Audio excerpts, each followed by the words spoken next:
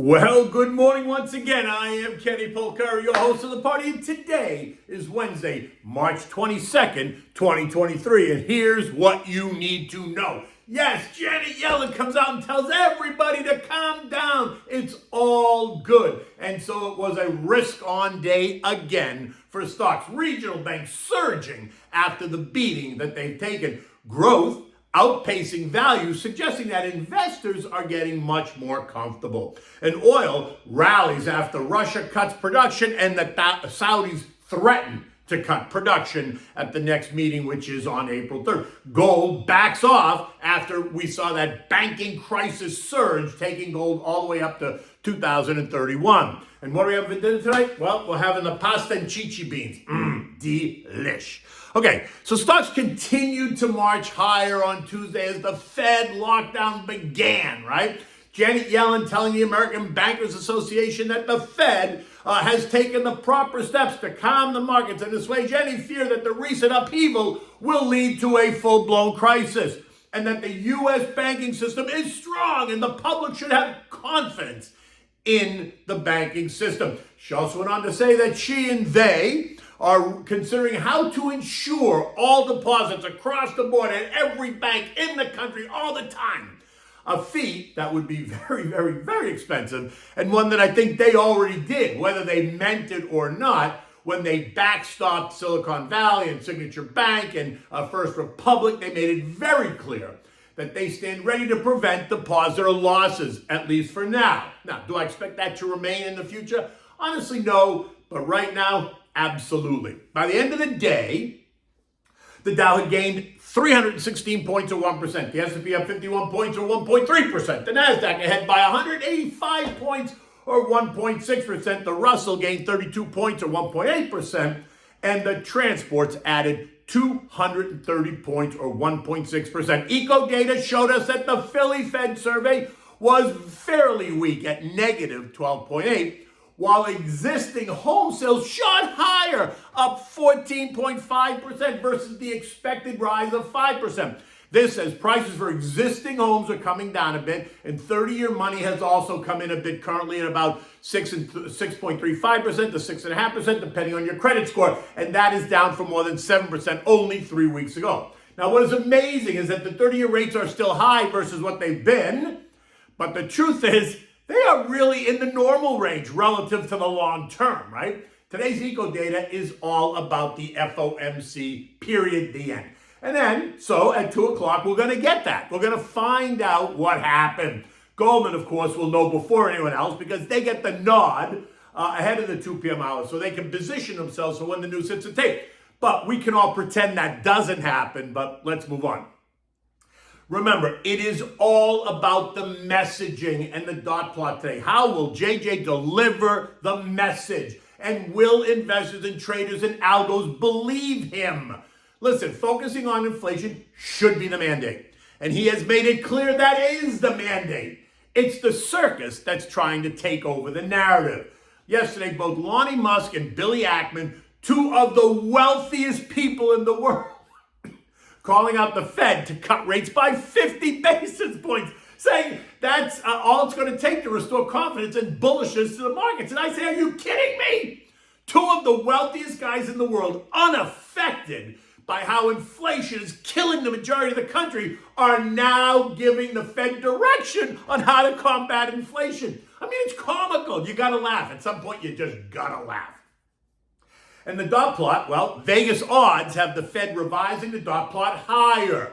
You see, if the Feds revise it up, then that suggests that they are not sounding the alarm bells and that they remain focused on inflation, and that would be seen as strength and not weakness. Odds are that the dot plot's going to be revised to show 5.375% up from 5.125%, suggesting there is a clear line between price stability and financial stability.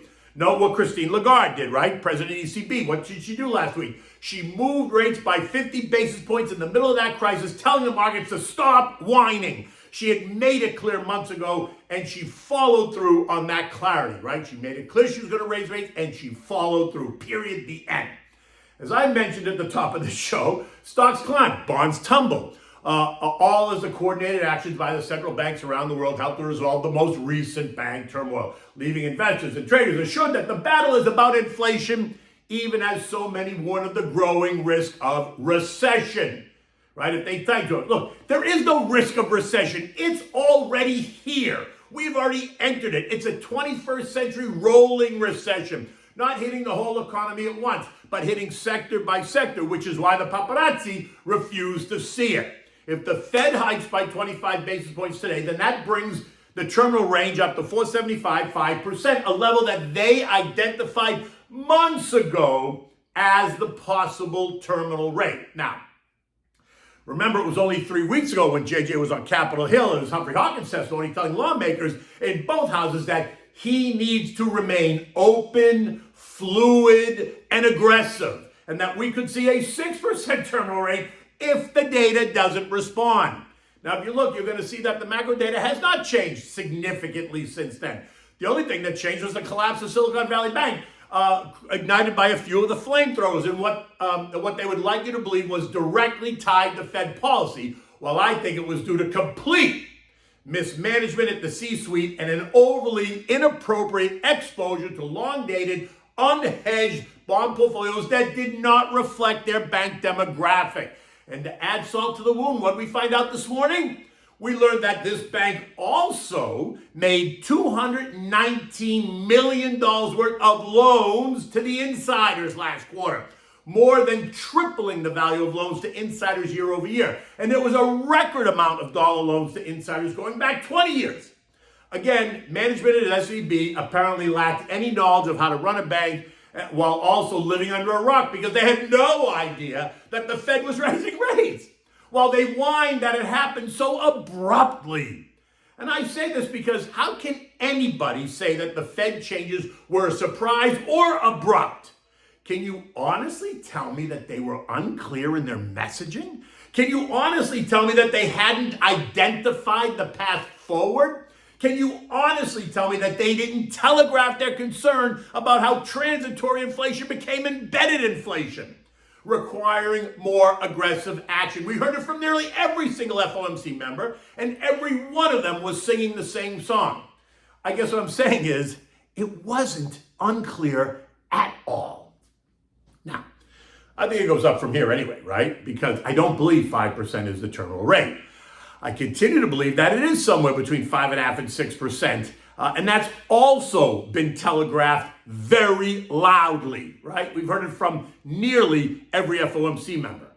Now, investors were excited as they sold the boring stuff yesterday. Utilities down 2.8%, consumer staples down 0.8%, and moved money into the regional banks, which had been the hardest hit of late. They were the biggest gainers. FRC up 45%, PacWest up 18%. WAL up 20%, KeyCorp up 10%, the KRE index up 6%, the BKX index up 5%.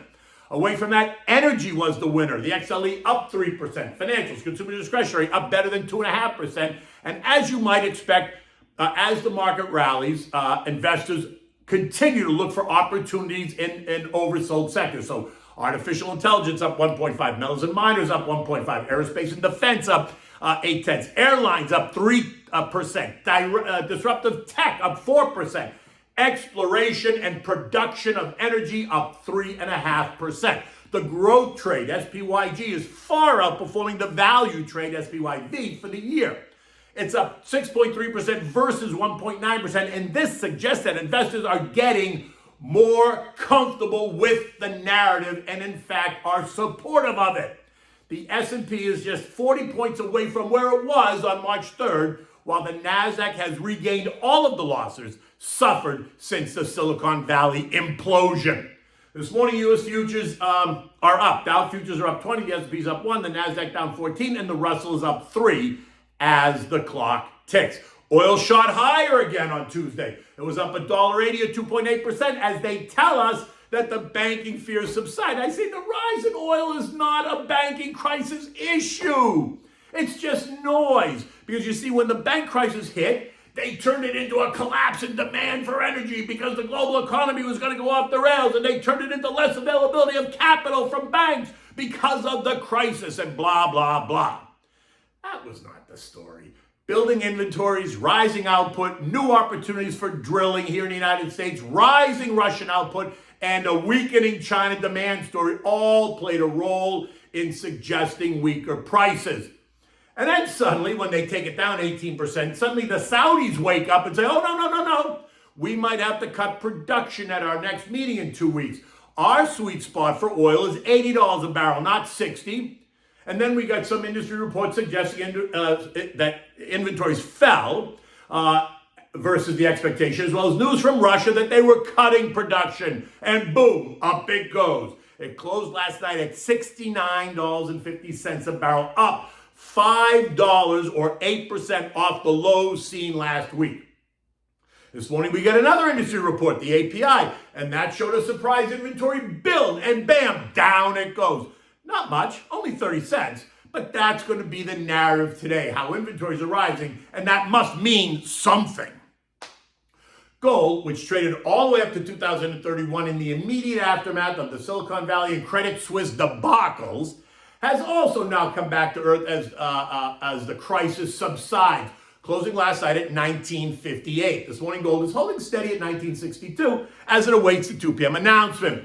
My sense is that we could see gold test the trend line again at $1,910 an ounce, unless we get another crisis. I think we're in the 1910 to 2050 trading range. And with all this excitement, we saw Treasury prices decline, sending yields up again as the anxiety subsides. The 2-year now yielding 4.18%. That's up from 4.05% yesterday. And the 10 years at 3.6%, up from 3.52% from yesterday. The 6-month Treasury is now yielding 4.68%, up from 4.5% from yesterday. European markets are up across the board between 1/3% and 0.6%. Again, the rally being credited to the declining banking turmoil. The banking sector, which got pummeled, is in the lead again. UK inflation came in much stronger than expected at 10.4% in February, up from 10.1% in January, and above the 9.9% expectation. The Bank of England meets tomorrow, and they are now expected to raise rates by 25 basis points. Recall, last month, they weren't so sure that they were going to continue to raise rates, saying that they had beaten inflation. It was on its way out the door. Apparently, that's not the case, Kavish? Because that report today shows that it continues to surge. The S&P closed last night at 4,002, up 51 points. It was a risk-on day. That was driven by the tone of the headlines and the expectation that investors are now welcoming a 25 basis point rate hike. In fact, if they do nothing, then I think it's going to turn into a risk-off day. We blasted up and through the trend line resistance at 39.55. We kissed the next resistance level at 4,012, and this morning it feels like it wants to kiss it again. And if it kisses back, then we're going to see the market rally again and test the March high of 4,080. If the resistance line does not kiss back, then expect a retreat for the S&P that could see us test support again at 39.55.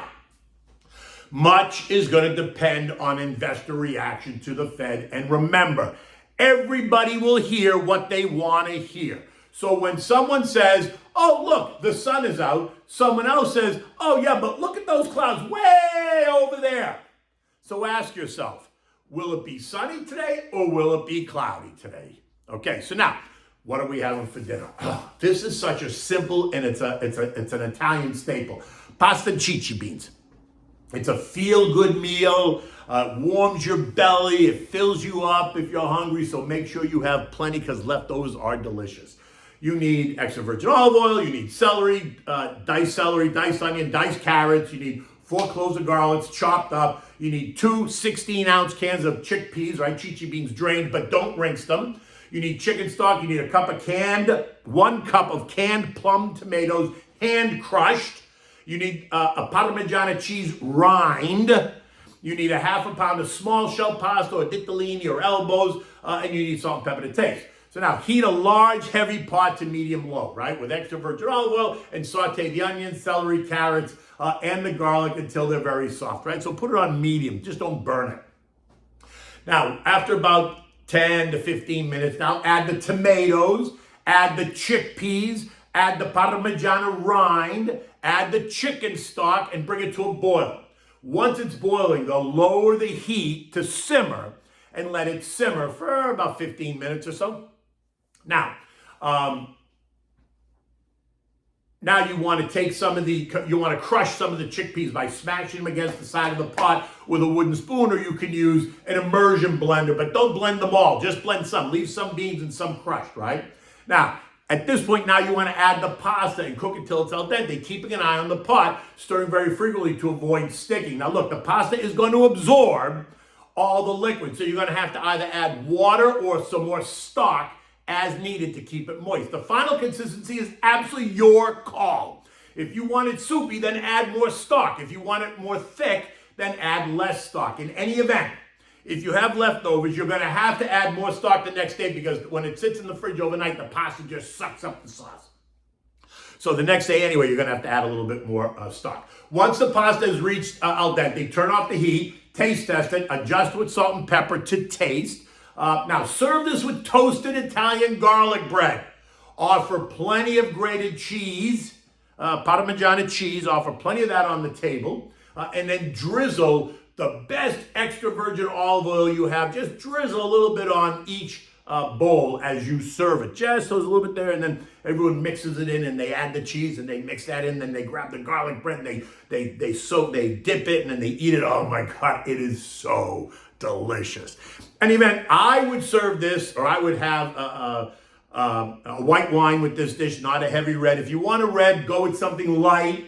Go with like a Chianti, something very simple, because this is a simple dish. If you're drinking the white, you know what I like, Pinot Grigio, Santa Margherita. In any event, it's going to be a sunny day today, right? It's going to be a good day. Carpe diem.